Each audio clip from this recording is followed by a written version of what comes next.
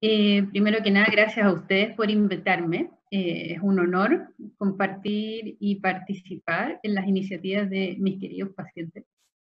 Todos son especiales y yo creo que la mayoría de los pacientes que están conmigo saben que esto es un camino que estamos todos juntos, caminándolo desde la partida hasta la meta. Y la meta en este minuto a mí me gusta pensar que es dormir la enfermedad. Por lo tanto, vamos a seguir en esto y una cosa general que quisiera comentarles es, dentro de Latinoamérica nosotros somos un país de cierta manera afortunado porque contamos con todas las opciones terapéuticas, no así nuestros vecinos en Perú, en Bolivia y otros países centroamericanos que tienen diferentes segmentos. Eso no significa que no hayan cosas que todavía se deban hacer, pero se ha dado un gran paso. Ustedes todos han investigado que la esclerosis múltiple es una enfermedad que afecta la mielina en las distintas partes del sistema nervioso central, es decir, cerebro y médula, y se van produciendo placas que interfieren con la transmisión nerviosa. No todas las placas dan síntomas porque depende mucho de lo coherente que sea el área cerebral. Si uno lo quisiera decir de manera sencilla, piensen que la corteza del cerebro son las casas y la sustancia blanca son las calles. Entonces nosotros podemos tener muchas rutas alternativas para llegar a la casa. Si aparece una placa, que puede ser un trabajo en construcción, un bache, lo que quieran, va a estar dificultado el paso por esa calle para llegar a la casa. Entonces voy a buscar vías alternativas. Las vías alternativas son las formas que nosotros tenemos para compensar los síntomas. No quiero minimizar lo que es la enfermedad, sino que quiero darles una manera muy gráfica de cómo lo pueden entender. Y simple, porque la enfermedad es compleja. Entonces, si nosotros tenemos llenos de baches, vamos a ir buscando siempre alternativas hasta que nos quedemos sin alternativas y tengamos que cruzar por estos baches, por estas calles que no están buenas. Y ahí es cuando nosotros vamos a tener grandes síntomas, ¿ya? Si cae esto en una gran avenida, una gran arteria que nosotros ocupamos para llegar a nuestra casa, vamos a tener síntomas. Pero si caen calles chicas que nosotros no ocupamos, vamos a bypassarla y no vamos a tener síntomas. Eso se traduce que en la resonancia nosotros tengamos lesiones que aparecen y nosotros no nos hemos dado cuenta y lesiones que sí nos causan síntomas. Por eso, la mayoría de ustedes cuando fue diagnosticado no era una lesión, sino que habían varias, ¿ya? Y hay una que le da síntoma porque es la principal que cayó en esta gran vía que nosotros ocupamos. Una vez que manejamos la enfermedad con corticoides y pasa el brote, nosotros aprendemos que debemos ocupar otros caminos. Pero si por alguna enfermedad viral, porque hace mucho calor, estamos cansados, estresados, etcétera, se nos olvidan estos caminos alternativos y optamos nuevamente por la vía que conocíamos antes. Y aparecen nuevamente los síntomas, sin que sea un brote. ¿Ya? Volvemos a ocupar la vía tradicional que usábamos antes, entonces obviamente el camino está con bache y nos va a dar síntomas, sin que esto sea un brote. O sea, es como una réplica, una cosa así. Una mini réplica, por eso se llaman como pseudobrotes o son síntomas tímidos. Pero eso no quiere decir que estemos con una actividad de la enfermedad. Van a ser síntomas nuevos los brotes. Nuevamente les quiero transmitir que esto es una manera sencilla de tratar de explicarles algo que es muy complejo y para tratar de hacerlo un poco más familiar. Ahora, no todas las esclerosis múltiples son iguales. Hay enfermedades que se presentan en brotes, que se presentan y remiten, se presentan y remiten. Y esa es la que se conoce como remitente recurrente, que es la que la mayoría de ustedes va a tener. Cuando la enfermedad ha tenido tal carga de brotes y de placas, se nos van acabando estas vías alternativas. Y entonces empezamos a pasar a lo que se conoce como una fase secundaria progresiva, donde ya no van a haber tantos brotes, sino que vamos a seguir teniendo síntomas de la enfermedad que van empeorando, y esa es la fase secundaria progresiva. La otra fase que hay es la primaria progresiva, donde los pacientes no tienen brotes o si tienen han sido mínimos, pero lo que predomina es esta progresión de discapacidad, es decir, en general empiezan con problemas para caminar que van siendo cada vez más acentuados, problemas en fuerza o en equilibrio. ¿Qué es lo que tenemos hoy en día para combatir la enfermedad? Para modificarla, para dormirla, para vencerla, pero no curarla, porque hoy día no existe un tratamiento curativo. Están las que llamamos terapias de plataforma, que son las que están cubiertas por el GES en el sistema privado y por el AUGE en el sistema público, que son terapias que tienen una efectividad del 30% en el control de brotes. 30% es poco, si uno lo piensa, uno quisiera algo que fuera 100%. Cuando uno escala en efectividad, como no sabemos aún qué es lo que la gatilla, sino que conocemos a todo el entramado del sistema inmune, cada día aprendemos más de cómo funciona, pero no conocemos lo que lo generó y cuál es el principal actor. Entonces lo que vamos tratando de hacer es modular el sistema inmune y vamos generando inmunosupresión. Por lo tanto, cada vez que aumentamos en potencia, aumentamos en riesgos de tener alguna otra enfermedad. Es como que hacemos un cambio. Tenemos infecciones concomitantes e incluso cáncer, porque el sistema inmune está a cargo de vigilar que no presentemos tumores. Entonces, si nosotros jugamos mucho con eso, nos ponemos en riesgo. No es para asustarlos, tanto está calculado ya el riesgo poblacional, tenemos estrategias de mitigación. Aquí lo más importante en este minuto es que ustedes puedan seguir una vida normal, que es lo que yo siempre le transmito a mis pacientes. Entonces, ¿yo cómo voy a elegir la terapia? No es llegar y decir, yo quiero que sea si yo digo, tengo esclerosis múltiple, yo quiero lo más potente, me da lo mismo el efecto adverso. No es tan así, es mucho más complejo, pero si uno lo quisiera poner simple, si yo tengo poquitos brotes, significa que tengo una enfermedad y tengo pocas lesiones, tengo una enfermedad que no es tan activa. Por lo tanto, con una pequeña modulación del sistema inmune, esto debiese funcionar. Y ahí es cuando ocupamos las terapias de plataforma, en las cuales tenemos inyectables, que son los clásicos que están incluidos en el AUGE, sistema público, que son los interferones y el acetato de glatirámero. El sistema privado incluye estas mismas terapias, más las orales, que son teriflunomida y dimetilfumarato.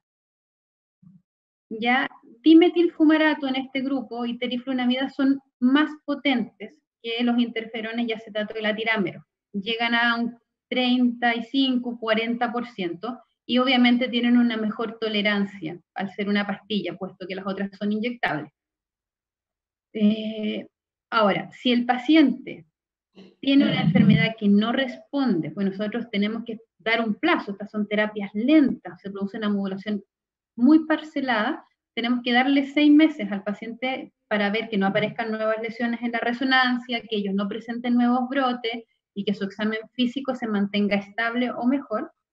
Si no pasa eso, o el paciente debuta con un brote muy discapacitante y con mucha carga lesional, vamos a pasar a lo que se llaman las terapias de alta efectividad, las cuales están todas incluidas en la ley Ricard-Tesoro. ¿Cómo elijo cada una de ellas? Va a depender del mecanismo de acción, que aquí es lo que aparece. Limitadores del tráfico inmune, que es el natalizumab, que lo que hace básicamente es blindar el cerebro y la médula, cosa que el sistema inmune no entre, porque esto se piensa que es una enfermedad autoinmune. Entonces, me deja al cerebro y la médula aislados. Las células de acción B o predominantemente B, nosotros tenemos dentro de nuestro sistema inmune linfocitos, y los linfocitos se dividen en B, que producen los anticuerpos, y los T, que atacan a los virus y a algunas bacterias y hongos. Y acá cae lo que se llama el ocrelizumab, que es intravenoso, que se coloca cada 6 meses, y la cladribina, que es una terapia de reconstitución inmune, que lo que hace es resetear tu sistema inmunológico. Ocrelizumab es cada 6 meses para siempre. Cladribina se da solamente por 2 años. Son pastillas orales que se dan en pulso. se me había olvidado comentarles que natalizumab es intravenoso y se coloca cada 4 semanas el primer año, y de ahí uno pudiera evaluar colocarlo cada 6, pero es intravenoso. Linfopenia T significa acá que el medicamento lo que hace es atrapar a los linfocitos en los ganglios linfáticos, lo que nosotros nos tocamos cuando estamos con infecciones virales, que se ven los nódulos acá, están por todas partes, y lo que hace fingolimod es impedir que los linfocitos salgan de los ganglios linfáticos. El ganglio linfático es como una gran escuela, donde los linfocitos aprenden a atacar a los virus, aprenden a atacar a las bacterias, aprenden sobre anticuerpos, aprenden sobre resistencia, sobre responder a vacuna. Entonces, fingolimod afecta predominantemente a los T, que son los que combaten contra tumores y infecciones virales. Es oral, para siempre una pastilla al día. Y luego tenemos la otra de reconstitución inmune, que es el alemtuzumab, que también se da en pulso, se da 5 días intravenosos el primer año y 3 días intravenosos el segundo año. Ambas, todas estas con sus efectos adversos y sus estrategias de mitigación de riesgo. ¿Cómo elijo qué terapia voy a dar? Si les voy a ofrecer una oral, les voy a ofrecer una intravenosa, con un régimen mensual o con un régimen cada 6 meses. Ahí es cuando influye mucho el cómo están ustedes, cuán activa es la enfermedad y cuán rápido yo necesito que esto se apague. Apagarse es decir que las lesiones que están captando gadolino, que están captando el contraste, dejen de captar, que no me aparezcan nuevas lesiones y que el brote se controle rápidamente y no me vuelvan a aparecer más. Y ahí es cuando uno decide la una o la otra. En general, nosotros en la clínica alemana para las terapias de alta efectividad tenemos un comité. Todos los pacientes van a comité, somos 6 integrantes con neuroradiólogo y reumatólogo en algunos casos, y probablemente en la mayoría de las instituciones es igual, donde se decide cuál es la mejor opción para ustedes, tomando en cuenta deseos de tener familia, su modalidad de trabajo, si son personas que les encanta viajar, si van a poder o no estar lidiando con el esquema de tratamiento si son inyectables. Todas las variables se discuten y nosotros damos 2 opciones. Y de cierta manera ahí los empoderamos a ustedes y decimos, mira, nuestras sugerencias son estas 2, analicémoslas en conjunto y veamos cuál es la que a ti más te parece, porque yo necesito que tú te empoderes de tu enfermedad y de tu tratamiento, porque lo más importante para poder dormirle y que estés libre en la enfermedad es que cumplas el régimen de tratamiento. ¿Ya? Eso es a grandes rasgos. Por el otro lado. Entonces apareció la ley Ricarte-Soto, que es la garantía explícita en salud. Todos estos medicamentos involucran mucha tecnología y por lo tanto son caros. Y al ser caros, estamos hablando de más de 20 millones de pesos anuales por terapia. Algunos llegan hasta los 50, 70 millones de pesos. Por lo tanto, fuimos muy afortunados en que esclerosis múltiple fuera incluido, y el año pasado, porque en principio estaba solamente natalizumab y fingolimod incluida en la terapia, el año pasado se incluyeron todo el resto. Entonces, acá lo que vamos a hacer, por eso les coloqué acá en azul ese gráfico inicial que les mostré, todas las que están incluidas, y las terapias de plataforma salen fuera. ¿Qué es lo que pasa? Esto no es para todos, en el sentido de que si yo tengo una enfermedad altamente activa, no puedo optar a la ley Ricarte-Soto de inicio. Es una ley aprobada para esclerosis múltiple refractaria a tratamiento. Es decir, tengo que haber estado con alguna de las terapias de plataforma o alguna terapia de alta efectividad por al menos 6 meses y haber fracasado. Es decir, sigo con brotes, siguen apareciendo lesiones, sigue aumentando mi discapacidad o apareciéndome síntomas nuevos. Cuando eso sucede, su neurólogo tratante va a pedirle una serie de exámenes que van a tener que hacerse exámenes de sangre para descartar comorbilidades con virus, etc. Y todo eso se sube a una plataforma que demora, dependiendo del tiempo. En general, antes se juntaban todas las semanas, llegó la crisis social y empezaron a juntarse cada 15 días, y ahora en el coronavirus creo que están un poquito más distanciados, donde la comisión de expertos, que es la Católica para el sistema privado y es el Hospital Barros Luco para el sistema público, analiza todos los datos que uno coloca y ellos dan o no el pase para que el paciente tenga acceso a la garantía de salud. Si es aprobado el medicamento, se le informa al paciente y se decide a qué lugar se va a ir a administrar o va a retirar el medicamento. No todos los hospitales y las clínicas son prestadores. Entonces, por ejemplo, yo que trabajo en la clínica alemana, este año entramos. Entonces, nuestros pacientes ahora pueden retirar y recibir los tratamientos en la clínica alemana. Pero hasta antes yo debía derivarlos a otras clínicas para que ellos fuesen a retirar o recibir su medicación. Obviamente, como esto es una ley y es una garantía, yo tengo que demostrar que mi paciente está cumpliendo con la garantía y que el medicamento le está sirviendo. Entonces hay exámenes de seguimiento y de resonancia que uno debe hacerse y que deben subirse a la plataforma. En general, todos los médicos que vemos pacientes con esclerosis múltiple tenemos clave y lo subimos a todos los pacientes y en general no tenemos problemas que nos retrasen o que nos rechacen.